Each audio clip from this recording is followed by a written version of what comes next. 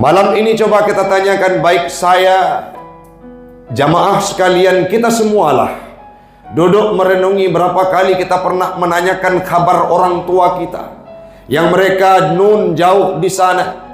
Kadangkala berbuka puasa dengan makanan mewah, tetapi saat ditelan tidak terasa makanan tersebut. Kenapa? Yang dibayangkan ruman anak laki-lakinya, yang dibayangkan adalah wajah anak laki-lakinya. Jangankan untuk pulang, telepon saja untuk menanyakan kabarnya kita tidak pernah. Di sini terletak kesalahan yang sangat fatal yang kita lakukan.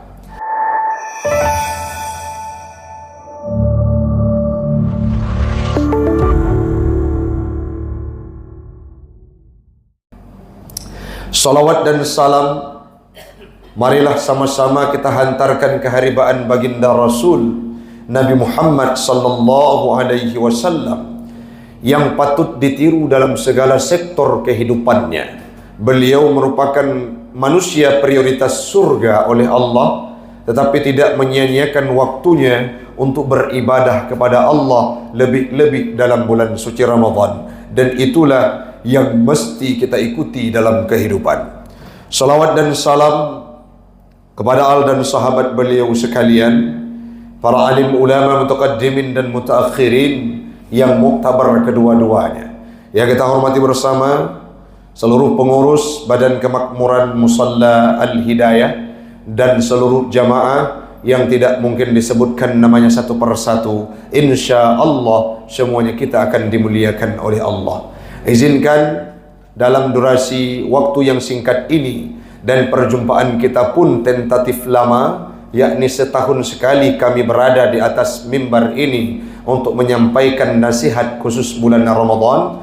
Izinkan satu waktu kita mengurai fenomena yang terjadi di tengah masyarakat sekarang ini. Mungkin kalau berbicara kemaksiatan sudah banyak diceritakan oleh para guru-guru kita. Menyangkut dengan hal-hal yang lain, fadilah-fadilah puasa Ramadan, saya dalam momentum waktu yang sangat singkat ini ingin mengulik sedikit tentang fenomena antara seorang anak dengan orang tuanya. Kenapa Ustadz kita mesti membahas tentang jasa dan cara berbakti kepada orang tua? Karena Ramadan itu kadangkala adalah bulan yang diharapkan oleh setiap orang tua untuk hadirnya seorang anak, walaupun tidak membawa bungkusan yang indah, tidak membawa makanan yang mewah, tetapi sekedar senyuman dan sapaan ditunggu oleh mereka yang berada dalam pojok-pojok kehidupan. Dan hampir rata-rata kita melihat orang-orang yang sudah punya kerja, orang-orang yang sudah punya kehidupan, orang-orang yang sudah punya tempat tinggal dan berdomisili, secara lambat laun mereka akan melupakan orang tuanya. Dan itu sering kita dapatkan lebih-lebih dalam bulan suci Ramadan. Kenapa Ustaz sampaikan demikian? Kemarin ada seorang jamaah tua renta mengadu kepada kami, beliau ditinggalkan oleh suami, tinggal di satu rumah, anaknya sudah menikah. Apa yang terjadi jamaah sekalian? Menantu tersebut alias istri daripada anak laki-lakinya mengeluarkan statement, "Bang, saya tidak mau pulang ke rumah mama abang sampai kapanpun dan dalam kondisi bagaimanapun." Sedangkan ini merupakan tanggung jawab wajib bagi seorang anak laki-laki untuk memfasilitasi segala kehidupan orang tuanya. Disampaikan dengan berderai air mata. Kami tawarkan, tenang ibu, yang penting engkau jangan pernah memurkai anakmu. Bagaimana tanggung jawabnya? Dia selalu pulang Ustaz, tetapi tidak bersama keluarganya. Minimal secara personal dia sudah membuktikan kecintaan seorang anak laki-laki kepada orang tuanya. Malam ini coba kita tanyakan, baik saya, jamaah sekalian, kita semualah duduk merenungi berapa kali kita pernah menanyakan kabar orang tua kita yang mereka nun jauh di sana. Kadangkala berbuka puasa dengan makanan mewah, tetapi saat ditelan tidak terasa makanan tersebut. Kenapa? Yang dibayangkan ruman anak laki-lakinya, Yang dibayangkan adalah wajah anak laki-lakinya. Jangankan untuk pulang, telepon saja untuk menanyakan kabarnya kita tidak pernah. Di sini terletak kesalahan yang sangat fatal yang kita lakukan. Lantas apa hubungan kami dengan orang perempuan dengan berbakti kepada orang tua? Fitnah terbesar akhir zaman adalah adanya para perempuan yang ingin memisahkan orang laki daripada ibunya.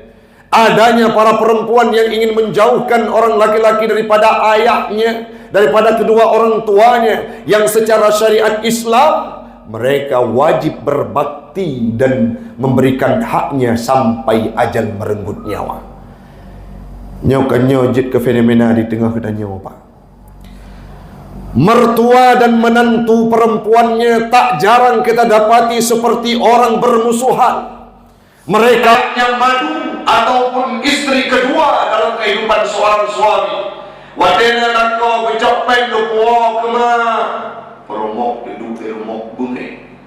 Itu merupakan fitnah terbesar yang dilakukan oleh perempuan terhadap suaminya. Malah dalam beberapa pendapat untuk kita memilih dan memilah seorang istri, item pertama adalah dia menerima tidak keluarga kita. Seandainya ada seorang perempuan dengan karakternya, dia menganggap kalau saya sudah menikah denganmu, Bang, engkau potong kompas, tidak ada hubungan dengan keluarga. Sewajarnya dalam syariat Islam perempuan seperti itu tidak layak untuk dinikahi. Dalam hadis yang disampaikan oleh Imam Al-Bukhari, beliau mencantumkan hadis tersebut dalam pembahasan perempuan. Kenapa? Karena memang akan hadir di akhir zaman perempuan itu akan berbuat salah terhadap suaminya. Sudah suami lupa untuk berbakti kepada orang tuanya, datang perempuan yang malah menyembunyikan bahkan meminimalisir hal tersebut.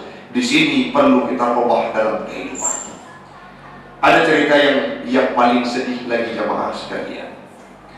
Dua rawana agam, tiga rawana ina. Yang laki-laki ini tinggal berdekatan dengan orang tuanya, satu pagar. Yang perempuan merangkak untuk mengikuti suaminya. Satu waktu perempuan ini merasa risih, gelisah luar biasa. Beliau hubungi ke kampung, tidak ada panggilan, tidak ada jawaban terhadap kondisi orang tuanya. Satu waktu dia minta izin kepada suami untuk pulang kampung. Setiba di rumah, rupanya dalam bulan Ramadan sudah 2 sore, 2 hari, 2 malam orang tuanya tergeletak di dekat dapur, tidak makan, tidak minum. Sedangkan rumahnya bersebelahan dengan anak laki-lakinya, sedangkan rumahnya berdempetan dengan rumah anak laki-lakinya. Ini merupakan perilaku yang tidak boleh terwujud di kalangan kita. Kenapa terjadi seperti itu, Ustaz? Karena adanya perempuan yang menganggap isolirkan ibumu, jauhkan ibumu dari kehidupan kita.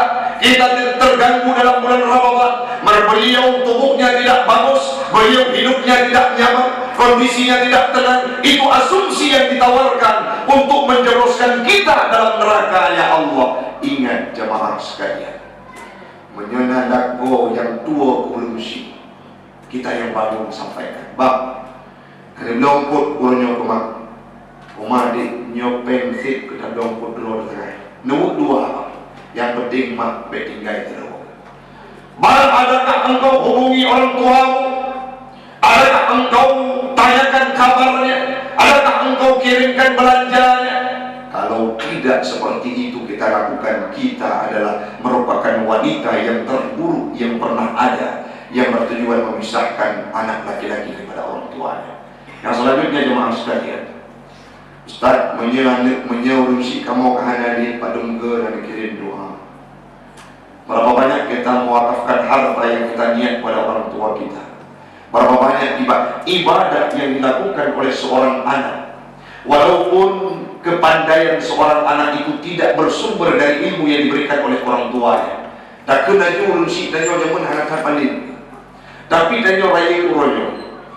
Kita pergi mengaji, duduk di pesantren, punya ilmu, kita buat segala amal soleh dalam kehidupan, secara tidak langsung kebaikan itu akan sampai kepada orang tuanya, walaupun beliau tidak punya kontribusi untuk mencerdaskan kita.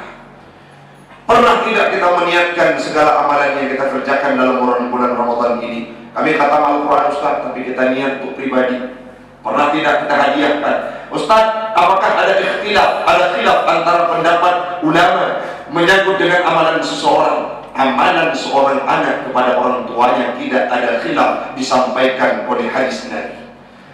Siapapun yang sudah meninggal dunia, idza mata ibnu Adam, apabila meninggal dunia anak Adam, inqita amalu, putus segala amalannya, illa bi thalathin, kecuali 3 perkara. Salah satu di antara 3 adalah waladun salih yad'ulah. Anak-anak yang soleh yang duduk dalam musalla al-hidayah, segala amalan kebaikan beliau doakan kepada orang tuanya. Itulah yang diharapkan setiap orang tua, setiap ayah yang membesarkan kita dengan tangannya. Pernah tidak kita membayangkan jamaah sekalian, urusi dan yang macam bagi ayat yang Tuhan baca dalam menjadi imam dan di awal tadi, wahnan ala wahnin. Perempuan ini mengandung terhadap anaknya wahnan ala wahnin, tertimpa-timpa. Dan ini tidak akan sanggup dibayangkan oleh siapapun laki-laki kalau tidak kita sendiri yang menjelaskannya. Tetapi karena hal tersebut jangan pernah kita memisahkan mereka. Ingat jamaah sekalian, karma itu akan berlaku. Saat kita mengisolirkan orang tua perempuan, tua laki-laki kita, mertua kita, ibunda daripada suami kita, kita jauhkan dari kehidupan kita. Ingat, satu waktu kita juga akan punya menantu yang akan melakukan hal tersebut terhadap kehidupan kita. Menangis kita kemudian hari tidak akan guna kalau hari ini kita tidak berbaikan dengan mertua kita. Mau mulutnya cerewet silahkan, tugas kita adalah mencari ridhanya, karena surga suami kita terdapat pada telapak kakinya. Jamaah sekalian, sebagai penutup, Al-Qamah mandang halipah ucap kalimah syahadah kala beliau meninggal dunia, dan ini dibakar oleh Nabi. Padahal perkara kecil, berbeda perspektif, berbeda pandangan. Seolah-olah ibunya melihat Al-Qamah lebih cinta kepada istrinya. Tetapi karena beliau tidak ridha, Al-Qamah tidak bisa mengucap syahadah, kalimat la ilaha illallah. Bagaimana lagi dengan kita yang kadang kala hari ini setiap waktu kita menoreh luka di hati oleh seorang ibu? Masih ada tersisa 11 hari ke depan jemaah sekalian untuk kita pulang berbuka puasa dengan orang tua. Jangan pernah mengabaikan, jangan pernah pelit. Kenapa? Untuk kawan kita loyal, untuk tetangga kita memberikan sumbangsi, kepada orang-orang yang berada di sekeliling hidup kita, kita tidak menahan diri untuk memberikan harta. Tapi saat menyangkut dengan orang tua, kita memilah dan memilih seolah-olah sungkan dan tidak mau memberi kepada mereka.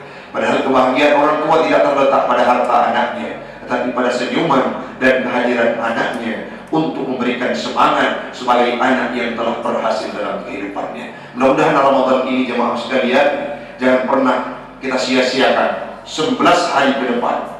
Mari kita manfaatkan untuk bersama orang tua, untuk menanyakan kabarnya. Kita yang sudah menikah bukan 2 orang tua kita, tapi 4 orang tua kita yang harus kita berikan perhatian lebih dan sama boleh kepada mereka. Siapa tahu dengan doanya lah kita berhasil pada titik yang mulia ini. Mudah-mudahan bermanfaat bagi pribadi kami.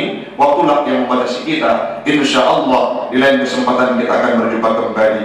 Hadanallahu wa iyyakum ajma'in. Assalamualaikum warahmatullahi wabarakatuh.